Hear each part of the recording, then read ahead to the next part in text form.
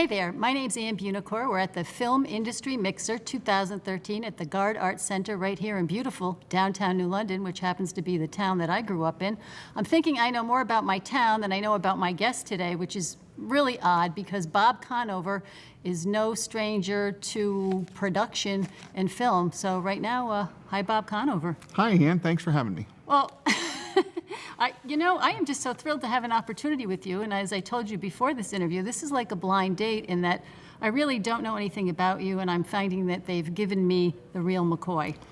So 4 Emmys. 5 Emmys, four as a director, 1 as a technical producer. Okay. The discussion we're supposed to have is about my technical production one, which was for being the technical producer for the 10th anniversary of 9/11 at Ground Zero, the day the president dedicated the memorial to the families. So give us a big broad brush of what that job actually entailed that day. That event was a culmination of 10 years of memorials remembering the people who died in 9/11. And it came down to an event that was highly focused on security as well as the event, and also making sure that ultimately it commemorated the event for the families and for the people who were lost.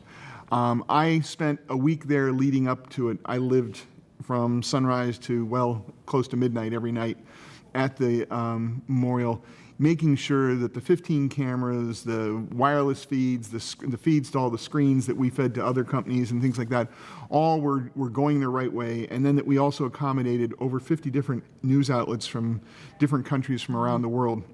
We were the pool feed, and my responsibility was to make sure that the production of the event was whole and complete and got out the door. And in an event like that, everything changes constantly. Frequencies are changing, new things come in. All of a sudden, when the security details show up, what we thought was a clear frequency wasn't. So a lot of things change everything very quickly. And I was brought in because that is my skill set. I am the person who can I take other people's creative content that seems unimaginable and make it imaginable. My skill set is to make the impossible possible. How many people saw that broadcast, do you think?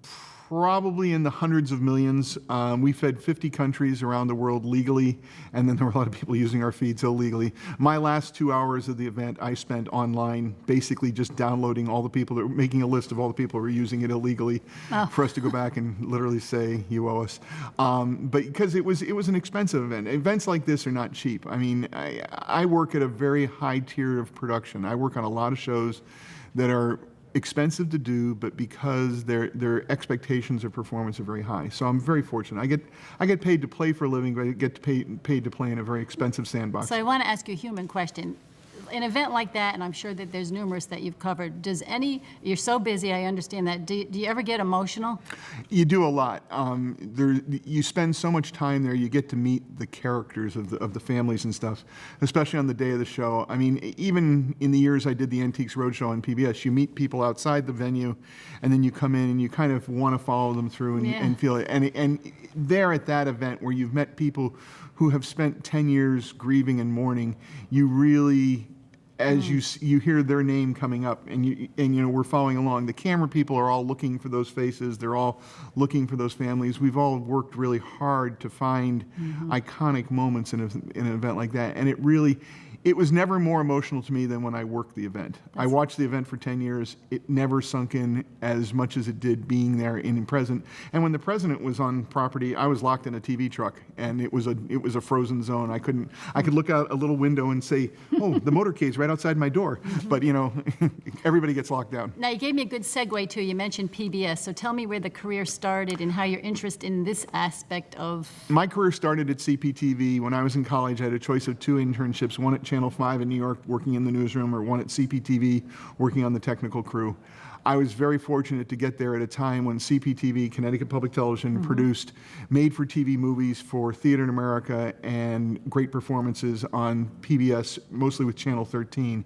And I got to do huge productions where we lit up a quarter mile of the Essex steam train. We lit up the Charles W. Morgan at night to shoot a Civil War period piece. We shot all over Connecticut, and we created Irish countryside in stores, and we created suburbia in West Hartford. We shot any and everything, and I got to work with an incredible number of actors, everybody from Eva Le Gallienne and Helen Hayes to some unknown people, Meryl Streep, Swoosie Kurtz, and Jill Eikenberry, who were unknown actresses in Wendy Wasserstein's For Uncommon Women, who 5 years later were, at the top of their game Absolutely. and #1 actresses in the box office. So I was in the right place at the right time and had a really lucky opportunity to be there. What are you working on now?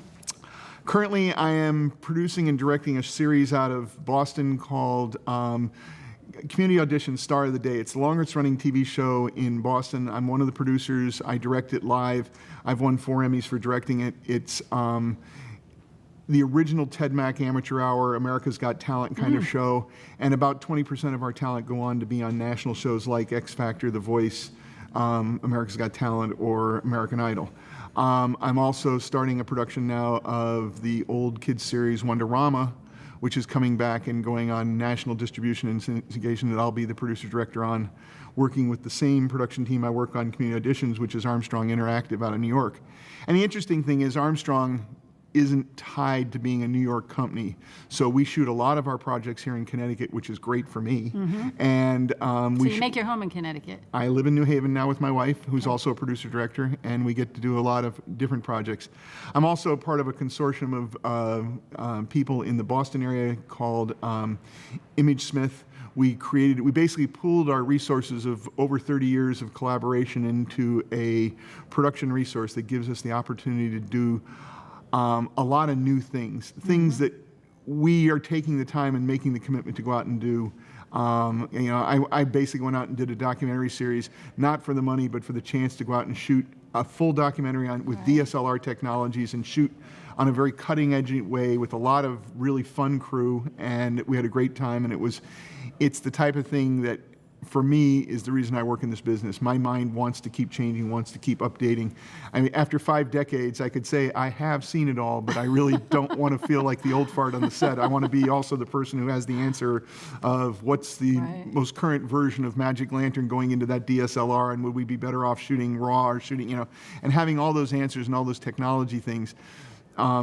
That's one of the things I do really well, is manage technology and manage. Well, you kind of answered the project. question. That was my next question, is how do you keep it all straight? Because there's the art part of it, there's the technological part, and everything is so quickly changing. And what is it that feeds your mind or your creativity, or what is it that keeps you going? And you have to have energy. You have energy. And I don't drink coffee. No, you don't. Oh, that's amazing. Pretty much for me, it comes down to the fact that I want to take people who have incredibly creative ideas and give them the ability to find a place to do them and produce them. I want to help them find the outlet. And although I came from a really solid broadcast career where everything ended up on television, more of my work these days is ending up streaming, internet-based, syndicated, cable-based, and things like that, that it doesn't necessarily always have to be based on that. I've become a real advocate for streaming video. So, at a film industry mixer, everyone listening to this is going to want to know, because they all have great ideas, how do they get to pitch you their idea to determine if it's something that you just might fall in love with? That's a big one. First off, I'm at the point in my career, I don't work for free unless I really have it has a place in my heart. I just finished a huge benefit for Sandy Hook called From Broadway with Love. That was a fabulous opportunity to work with some of the most incredible people. In most cases, people come to me, they have a serious production plan and a business plan. Most importantly. And then from that, we go back and figure out what's the realistic expectations for all of us involved.